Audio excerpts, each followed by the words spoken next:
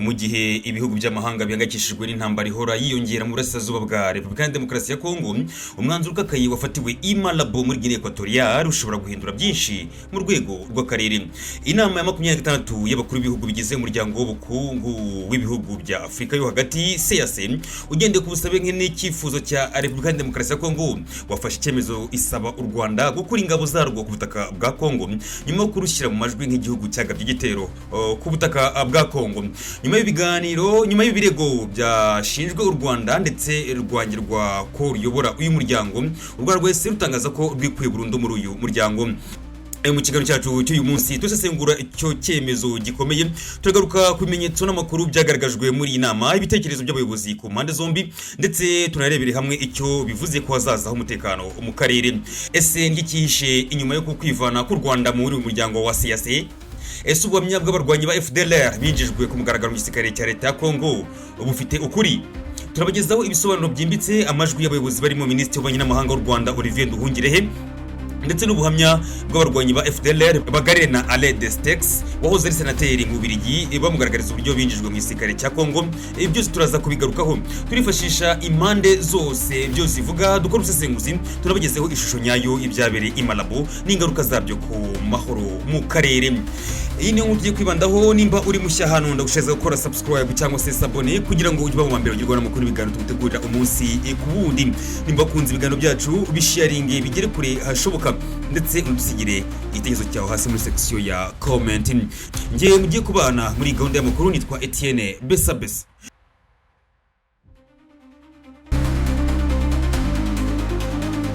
Twerekeze i Malabo. Abakuru b'ibihugu bigize CEEAC bafashe umwanzuro ukakaye basaba ko ingabo z'u Rwanda ziri ku butaka bwa Repubulika ya Demokarasi ya Kongo zivanwayo vuba na bwangu. Perezida Felix Tshisekedi, perezida wa Kongo, yitabiriye inama 26 isanzwe y'abakuru b'ibihugu yabereye yitwa Isipopo. Abayobozi baganiriye ku bibazo by'umutekano muke mu burasirazuba bwa Repubulika ya Demokarasi ya Kongo, kubijyanye n'uwahawe kuyobora CEEAC by'agateganyo ndetse no kwisubizwamo ry'abagize komisiyo yayo. Inama y'abakuru b'ibihugu yemeje ko u Rwanda rwakoze igikorwa cy'ubushotoranyi kuri Repubulika ya Demokarasi ya Kongo, maze isaba ko ingabo z'u Rwanda ziri ku butaka bwa Kongo zikurwa kuri ubutaka vuba na bwangu. I Malabo, umurwa mukuru wa Guinea Equatoriale, niho habereye inama isanzwe y'abakuru b'ibihugu na za guverinoma bigize umuryango w'ubukungu w'ibihugu byo mu burasirazuba bwa Afurika yo hagati. Ni inama yabaye yitabiriwe n'abakuru b'ibihugu bagera ku 10 nibo bageze muri uyu murwa wa Guinea Equatoriale. Muri bo harimo Felix Antoine Tshisekedi Chilombo, perezida wa Repubulika ya Demokarasi ya Kongo. Akimara kugera ku kigo cy'indege, perezida wa Kongo yakiriwe na minisitiri w'intebe wa Guinea Equatoriale, akurikirwa n'itsinda rito ry'abayobozi b'abanyekongo barimo intumwa nkuru ya perezida, minisitiri ushinzwe ubufatanye mu karere, umunyamabanga wa leta muri minisiteri y'ububanyi n'amahanga, umujyanama mukuru wa perezida ushinzwe diplomasi, ndetse na ambasaderi wa Kongo mu gihugu cya Guinea Equatoriale. Nubwo imvura yari yaguye mu rwa mukuru wa Guinea Equatoriale, abanyekongo baba mu mujyi wa Malabo bari bitabiriye kwakira perezida wa Kongo ku kigo cy'indege cyahanga muri Guinea Equatoriale, bagira umwanya wo guhura nawe ndetse no kugaragaza ko bamwishimiye.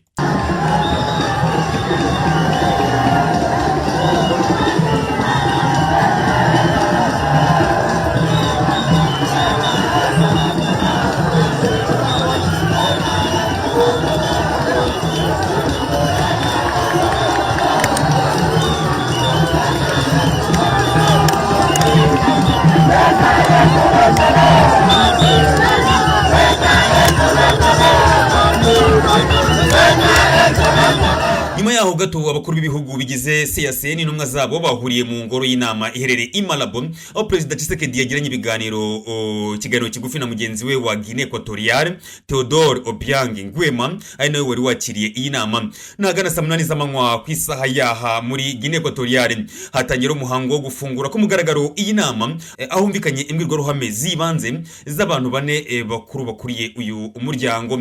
Wa mbere ni umunyamabanga mukuru w'umuryango w'abibumbye ushinzwe Afurika yo hagati, akaba akaba n'umuyobozi w'ibiro byawo mu karere, yakurikiwe na perezida wa komisiyo y'umuryango wa Afurika yunze ubumwe, hanyuma akurikiraho perezida wa komisiyo ya CAC, hanyuma akurikiraho Obiang Nguema Mbasogo, perezida wa Guinea Equatoriale, akaba na perezida w'inzibacyuho wa CAC, niwe washoje ayo magambo itangizwa ry'iyi nama. Nyuma y'ayo magambo abakuru b'ibihugu n'intumwa zabo bahise bajya mu cyumba cy'inama cyihariye aho bajyanye ibiganiro byabaye mu muhezo n'ibiganiro byamaze amasarenga 3. Iyi nama ifatwa nk'urwego rwo hejuru mu kuyobora politike y'ubufatanye bw'akarere, iba ifite insanganyamatsiko igira iti gukomeza ibyagezweho mu ivugururwa rya CAC, umuvuduko mu bumwe bw'akarere no kubaka umuryango usangiye umugambi muri Afurika yo hagati. Ikindi kintu cy'ingenzi cyaranze iyi nama 26 y'uyu muryango w'ubukungu w'ibihugu byo muri Afurika yo hagati no gusubiza Guinea Equatoriale kuyobora uyu muryango w'akarere mu yindi manda y'umwaka umwe. Nyuma biganiro hagati y'abakuru b'ibihugu, Minisitiri wa Repubulika ya Demokarasi ya Kongo ushinzwe ubufatanye bw'akarere Didier Mazinga Mukanzo niyo watanze ibisobanuro ku byari byavugiwe muri iyi nama n'imyanzuro yafashwe muri iyi nama. Ibiganiro byatangiye kuva ku ya 30 bihuriza hamwe ministeri zifite aho zihuriye n'iyo gahunda, inzobere zitandukanye, hanyuma byemezwa n'inama ministre bagize uyu muryango wa CAC. Ku bijyanye no gusimbura ku buyobozi cyangwa kuyobora by'agateganyo, aho u Rwanda rwo rutahiwe kuyobora uyu muryango, twe nk'igihugu cya Kongo twabyanze. Twasobanuye uko ibintu bihagaze muri politike, tuributsa ko u Rwanda ari rwo gihugu cyagabye igitero ku butaka bwa Kongo.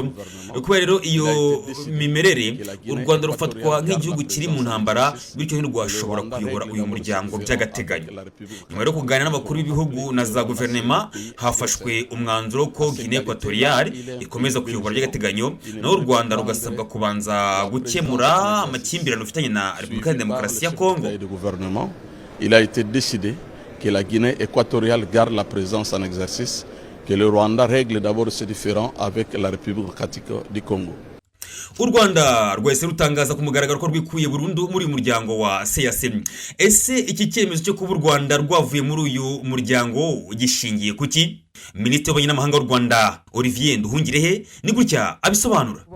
Uyu muryango w'ubukungu w'ibihugu bya Afurika yo hagati waremeye kuba igikoresho cya guverinoma ya Repubulika Iharanira Demokarasi ya Kongo.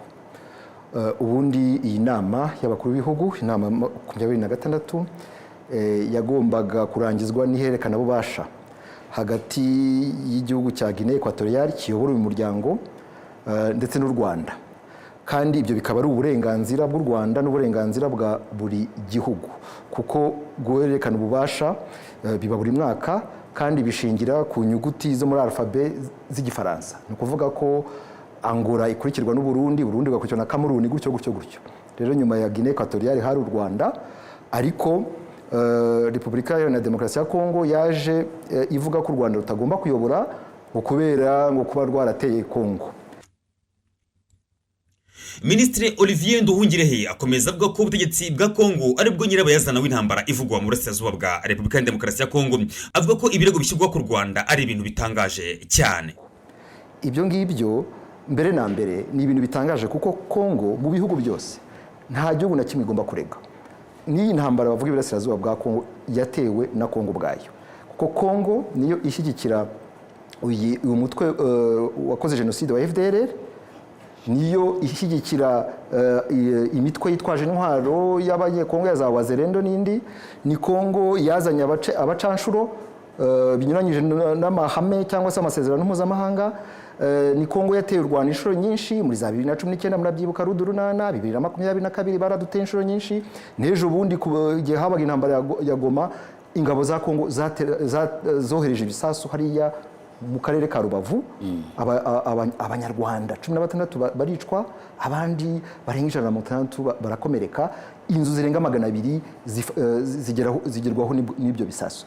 Kugira ngo rero iyo Kongo ikora ibyo byose aba ari irega ikindi gihugu ni ikibazo gikomeye. Rero kuba uyu muryango wa CAC waremeye gukoreshwa na Kongo kugira ngo wemere ibyo birego, cyangwa se wemere yuko presidence, ni ukuvuga ubuyobozi bwa Guinea Equatoriale bukomeza ubundi mwaka, ngo kuko ngo hagomba umwanya wo kuperereza no kugenzura iby'ibi birego bya Kongo, ni ibintu tutashobora kwihanganira. Niyo mpamvu twavuye muri uwo muryango.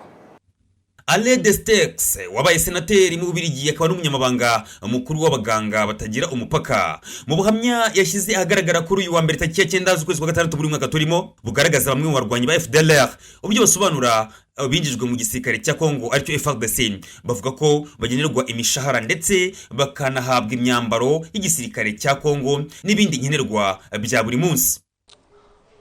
Nous allons commencer la collaboration entre nous FDLR et FARDC en 2020, mais nous allons commencer à être payés en 2022. Et moi, je suis caporal en 2022. Twatangiye imikoranire twebwe FDLR n'igisirikare cya Kongo FARDC ahagana mu mwaka wa 2020. Gusa twatangiye kugenerwa umushahara ahagana mu mwaka wa 2022. Ngewe ufite ipeti rya kaporari nahawe agahimbaza musi cyangwa se ishimwe ry'amadolari agera ku 120 ya Amerika. Duhabwa ibyo kurya bitandukanye harimo ubugari, imyumbati, ibishyimbo, tubihawe na guverinoma ya Kongo ibageneye igisirikare cya FARDC. Mu by'ukuri n'imyambaro y'igisirikare twambara impuzankano zimwe n'igisirikare cya Kongo tuyihabwa na guverinoma, ndetse n'ibijyanye n'ibirwanisho dukoresha imbunda, amasasu, byose tubibona tubihawe na guverinoma y'i Kinshasa. Ngewe nari komanda muri kompanyi ya gatatu ahitwa Irubaya. Twari turi ahangaha turi kumwe n'abandi basirikare batandukanye barimo Wazalendo, FARDC n'abandi bafite ibikorwa batandukanye bafasha guverinoma muri iyi ntambara. Bose tuba turi kumwe kandi tuba dukora nk'abahuje umugambi. Mu by'ukuri twambara umwambo w'igisirikare usa, ibyo kurya tugenerwa, twese tugenerwa ibyo kurya bimwe, dusangirira hamwe, dukorera hamwe. Hari kajugujugu ebyiri akenshi zikunze kwitabazwa tuzanirwa ibyo kurya bivuye muri Kivu ya ruguru. Iyo ibyo byo kurya bihageze, twese yaba FDLR, Wazalendo n'igisirikare cyangwa icyo FARDC dufatanya, twese tujya hamwe kugira ngo ibyo byo kurya bibashe kutugeraho. Urumva rero ko dufite ubufatanye hagati yacu n'izo mpande navuze. En provenance du sud du Kivu, quand relation militaire arrive, les FDLR, les FARDC et les Wazalendo, nous tous ensemble. Nyuma yo kuganira n'abakuru b'ibihugu na za guverinoma hafashwe umwanzuro w'uko Guinea Equatoriale ikomeza kuyobora umuryango by'agateganyo naho u Rwanda rugasabwa kubanza gukemura amakimbirane rufitanye na Repubulika ya Demokarasi ya Kongo. Iyi nama 26 ya CAC yabaye nk'imvura y'imiyaga mu karere kamaze igihe karimo ibibazo by'umutekano muke. Icyemezo cyo gusaba u Rwanda gukura ingabo zarwo muri Repubulika ya Demokarasi ya Kongo kigaragaza uburyo ikibazo cy'umutekano mu burasirazuba bwa Kongo cyamaze kurenga imbibi z'ibihugu byombi, kikaba kibaye ikibazo cy'akarere kose. Umwuka utari mwiza hagati ya Kigali na Kinshasa wongeye gufata indi ntera nyuma yo ku Rwanda rutangaje ko rwikuye burundu muri CAC. Ruvuga ko rwateshejwe agaciro n'abayobozi b'uyu muryango, dore ko bagendeye ku byifuzo bya Repubulika ya Demokarasi ya Kongo aho gukurikiza amahame y'uyu muryango. Ariko ku rundi ruhande leta ya Kongo yo ikomeje kugaragaza ko u Rwanda ari rwo nyirabayazana w'umutekano muke. Ikindi kidasanzwe nuko ubuhamya buherutse gushyirwa ahagaragara n'uwahoze ari senateri mu Bubiligi Alain Destex bwongeye gucengera mu bitekerezo by'abasesenguzi bushinja leta ya Kongo gukorana n'abarwanyi ba FDLR, igisirikare gishinjwa genocide cyangwa se gishinjwa gusiga gikoze genocide mu Rwanda, genocide yahitanye abasaga miliyoni 1. Mu ishusho rusange ibyemezo byafatiwe i Malabo bishobora kuba intangiriro y'impinduka mu mibano ya diplomasi mu karere. Ariko se bizatanga umuturambye cyangwa bizaba intandaro y'indi mirwano n'amacakubiri ashobora kurushaho kuzambya umutekano? Ibi ni ibibazo bitegereje igisubizo. Gusa icyo abatuye akarere bashyize imbere n'amahoro arambye, ubufatanye buhamye no kwimika ukuri aho guhitamo guhora mu mpamvu z'intambara zidashira. Uyu ni umusozo wacu w'iyi nkuru. Reka ngushimire cyane wowe ubana natwe muri gahunda y'amakuru yacu ya buri munsi nyuze kuri izi channel zacu zombi arizo AMTV Show ndetse na Gasabo News 24. Amakuru nk'aya nakagaruka kuri izi channel zacu zombi. Shalom.